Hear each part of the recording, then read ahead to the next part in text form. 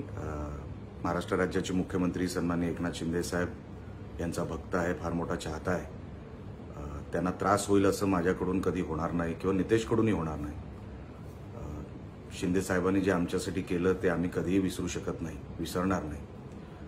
पण काल आमदार भरत गोगावले यांचं कुठलं तरी स्टेटमेंट मी वाचलं आणि त्याच्यामध्ये त्यांना कुठल्या गोष्टीचं तरी वाईट वाटलं।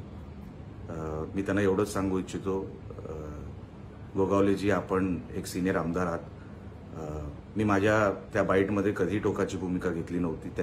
त्याच्यामध्येही मी सांगितलं आमचे संबंध चांगले आहेत, पण तुम्ही सिनियर आमदार आहात। आज खरं तर तुम्ही मंत्री हवे होतात, पण तुम्ही नाही आहात।